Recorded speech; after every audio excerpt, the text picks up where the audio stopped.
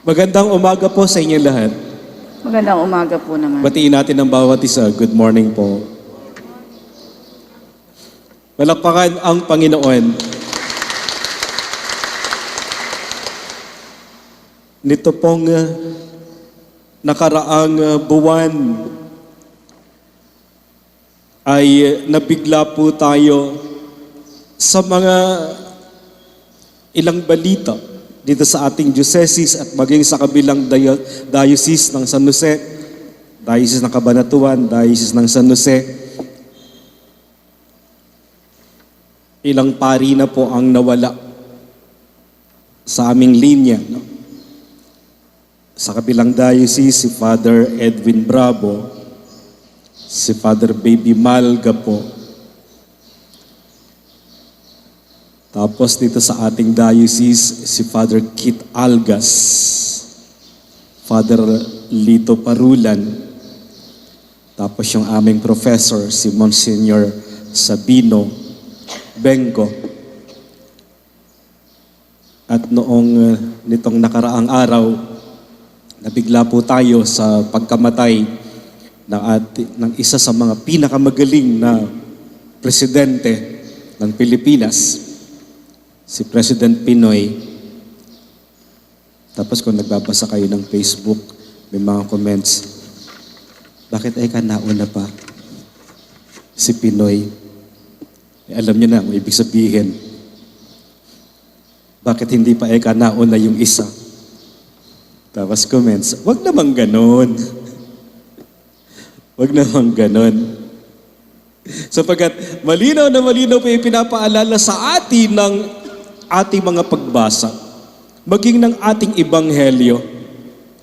Ang Diyos ay hindi Diyos ng mga patay, bagkus ang Diyos ay Diyos ng mga buhay. Kung babalikan po natin, ano ba sinasabi sa atin ng aklat ng karunungan? From the Book of Wisdom. God formed man to be imperishable. Hindi ninais ng Diyos ang kamatayan. Sapagkat tayong lahat ay nilikha ng Diyos ayon sa kanyang wangis. And what is the image of God? The image of His own nature, He made Him. Ang Diyos ay buhay. At ang Diyos ay Diyos ng buhay. Amen. Sabihin mo sa katabi mo, mabuhay ka. Dagdagan mo pa, mabuhay ka hanggat gusto mo. Amen. Ano ang nais ng Panginoon? Kasi hindi po natin maiiwasan ito no? Balang araw, haharap tayo lahat sa kamatayan. We're gonna die someday, whether we like it or not. No? Subalit, ano ang nais ng Panginoon? Nais ng Panginoon na buhayin tayong muli. Bubuhayin kita. Ang ganda po na. And I will raise him up. I will raise you up. Mula saan? Ibabangon tayong lahat ng Diyos mula sa mga patay. At gagawin ito ng Panginoon sa pamamagitan ng kanyang kapangyarihan. Pero habang tayo'y nabubuhay, ano ang hamon na ibinibigay sa atin na bigyan natin ang Panginoon, bigyan natin ang Diyos ng pagkakataon upang tayo ay buhayin.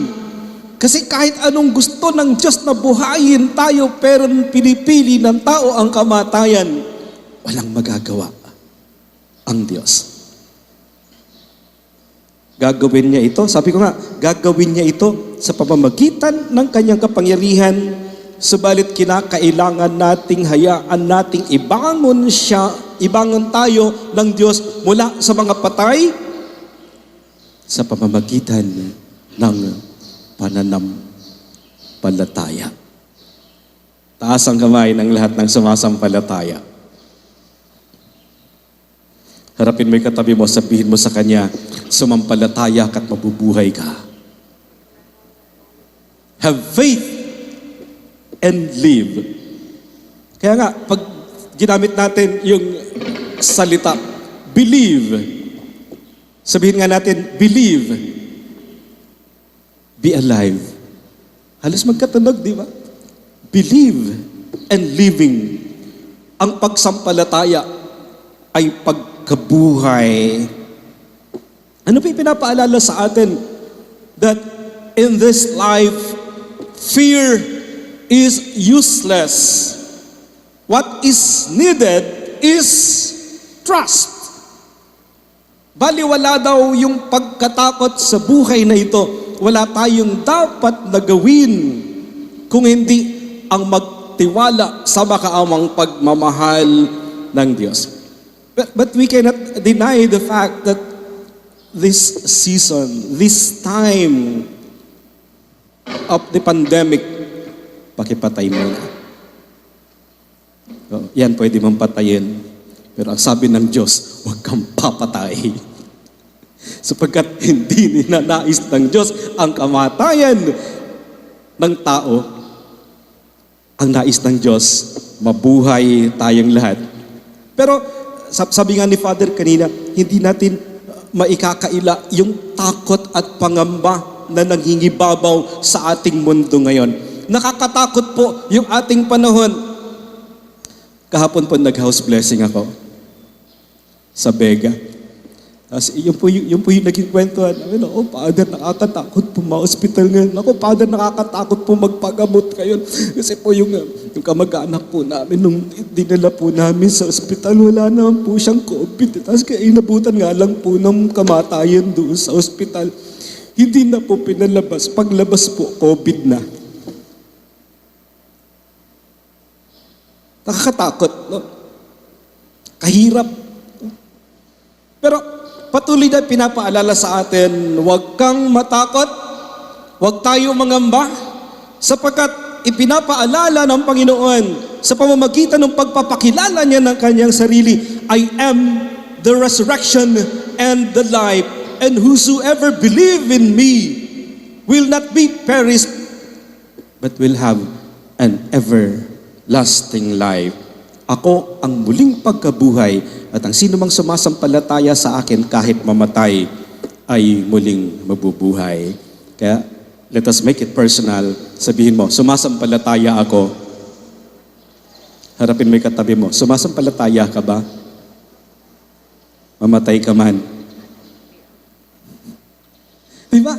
Sino ang sumasampalataya kahit mamatay?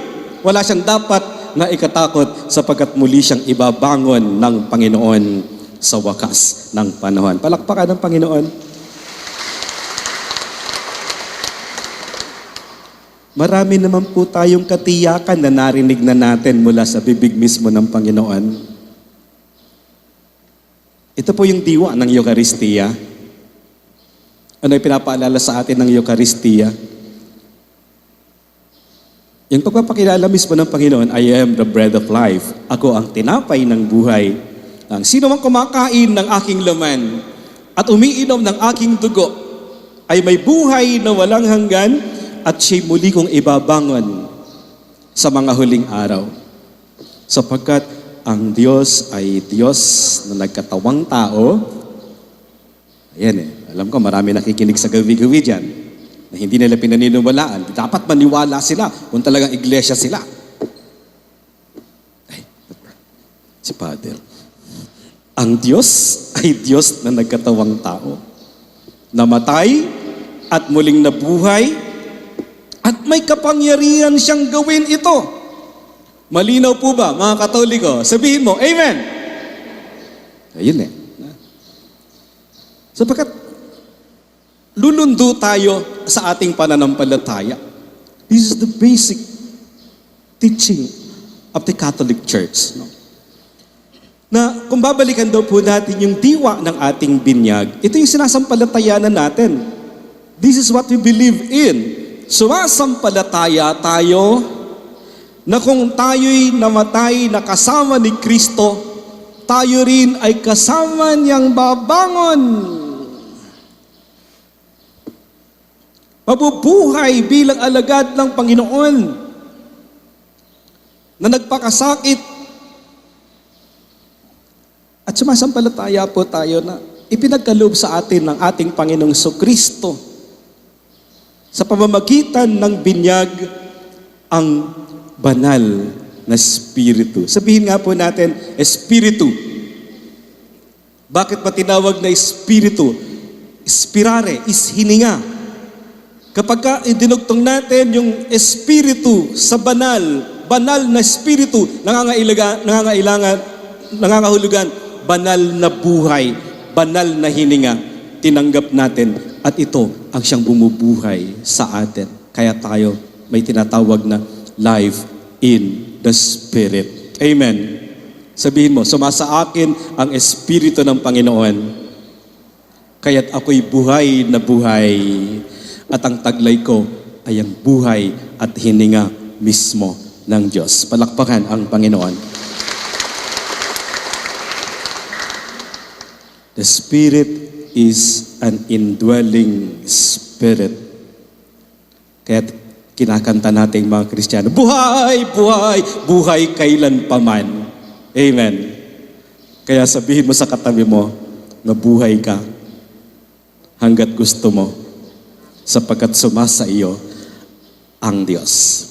Ang Espiritong nananahan sa atin, ang siya nating sinasampalatayanan, na magbabangon sa atin sa mga huling araw. Mga minamahal na kapatid, pinapaalala ko, it is our basic catechism na ating pinagninilayan sa linggong ito. Tandaan po natin ito. Our resurrection from the dead is a part of our salvation in Jesus. Ang muling pagkabuhay ay bahagi ng kaligtasang plano ng Diyos para sa ating lahat. Ito po ay pagdidiinan ko ito. Sa makatwid, therefore, ergo. Pinaka-basic po yan. Una, believe in Jesus as God. Huwag mong i-deny yan. Because denying Jesus as God. Kasi kung hindi mo tatanggapin si Jesus bilang Diyos, ay tinatanggihan mo rin ang kapangyarihan ni Jesus upang ibangon ka sa mga huling araw. Kaya ka bang ibangon ng tao lang? No! Huwag mong sabihin si Jesus ay tao lang. Oo, tao siya.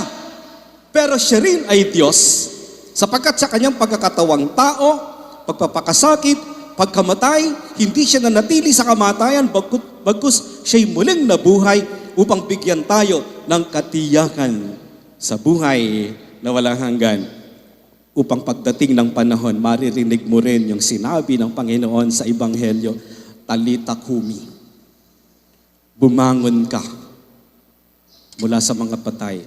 Bumangon ka sa libingan mo, sapagkat muli ipinapaalala sa atin, ang Diyos ay hindi Diyos ng mga patay, bagkus ang Diyos ay Diyos ng mga buhay.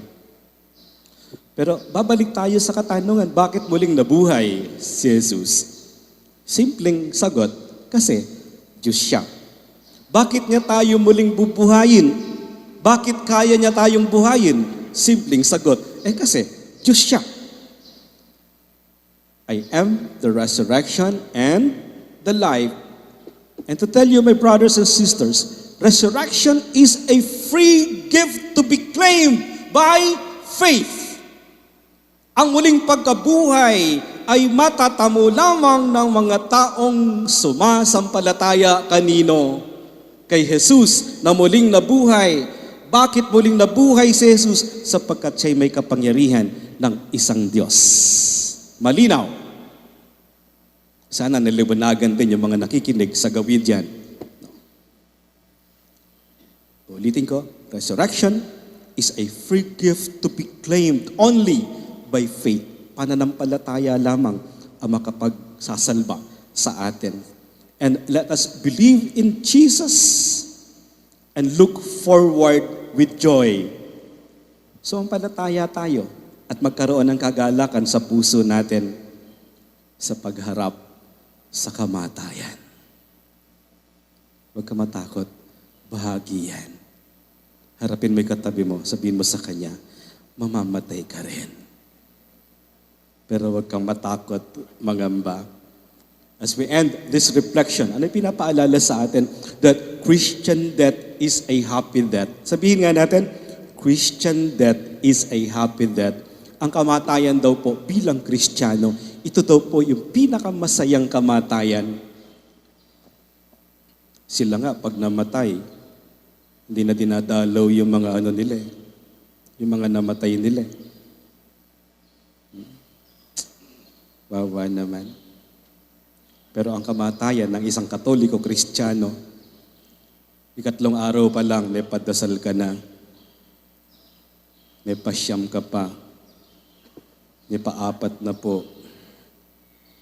Kalaglok sa birthday. Araw ng kamatayan, undas. Sapagkat inaalala natin na ang kamatayan bahagi ng ating buhay, subalit tinatanaw natin ang kagalakan ng muling pagkabuhay. Christian death is a happy death because in Jesus, our souls will rise immediately at our death.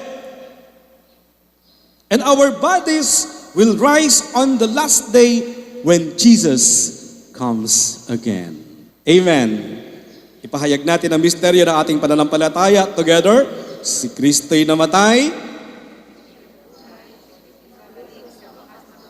upang ibangon tayong lahat. Talita kumi. Palakpakan ng Panginoon.